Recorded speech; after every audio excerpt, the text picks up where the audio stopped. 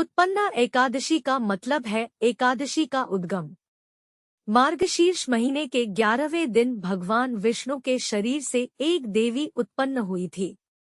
एकादशी के दिन श्री विष्णु के शरीर से उत्पन्न हुई थी, इसलिए इस दिन को उत्पन्ना एकादशी के नाम से जाना जाता है। पौराणिक कथा।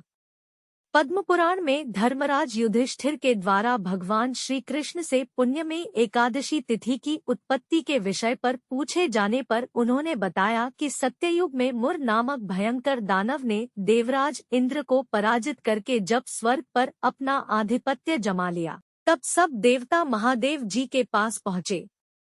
महादेव जी देवगणों को साथ लेकर क्षीर सागर गए। वहां शेषनाग की शैया पर योग निद्रालीन भगवान विष्णु को देखकर देवराज इंद्र ने उनकी स्तुति की।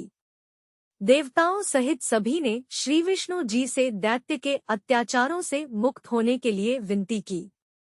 इंद्र आदि देवताओं की प्रार्थना सुनकर भगवान श्री विष्णु बोले, देवताओं मैं तुम्हारे शत्रु का शीघ्र ही वध करूंगा। जब दैत्यों ने श्री विष्णु जी को युद्ध भूमि में देखा तो उन पर अस्त्रों का प्रहार करने लगे। भगवान श्री विष्णु मुर को मारने के लिए जिन जिन शस्त्रों का प्रयोग करते वे सभी उसके तेज से नष्ट होकर उस पर पुष्पों के समान गिरने लगे। श्री विष्णु उस दैत्य के साथ सहस्त्र वर्षों तक युद्ध करते रहे, परंतु उस दैत्य को न जीत सके। अंत में विष्णुजी शांत होकर विश्राम करने की इच्छा से बद्रिकाश्रम में सिंहावती नाम की गुफा, जो 12 योजन लंबी थी, उसमें शयन करने के लिए चले गए।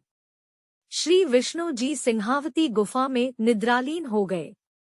दानव मुर ने भगवान विष्णु को मारने के उद्देश्य से जैसे ही उस गुफा में प्रवेश किया, वैसे ही श्री हरि के शरीर से दिव्य अस्त्र शस्त्रों से युक्त एक अति रूपवती कन्या उत्पन्न हुई। उस कन्या ने अपने हुंकार से दानव मुर को भस्म कर दिया। उसी समय श्री हरि की निद्रा टूटी। दैत्य को मरा हुआ देखकर आश्चर्य हुआ और विचार करने लगे कि इसको किसने मारा। नारायण ने पूछा तो कन्या ने उन्हें कहा कि आताताई दैत्य का वध उसी ने किया है। दैत्य आपको मारने के लिए तैयार था, उसी समय मैंने आपके शरीर से उत्पन्न होकर इसका वध किया है। इससे प्रसन्न होकर भगवान विष्णु ने एकादशी नामक उस कन्या को मनोवांछित वरदान देकर उसे अपनी प्रिय तिथि घोषित कर दिया। भगवान श्री विष्णु ने उस कन्या का नाम एकादशी रखा, क्योंकि वह एकादशी के दिन श्री विष्णु के शरीर से उत्पन्न हुई थी, इसलिए इस दिन को उत्पन्ना एकादशी के नाम से जाना जाता।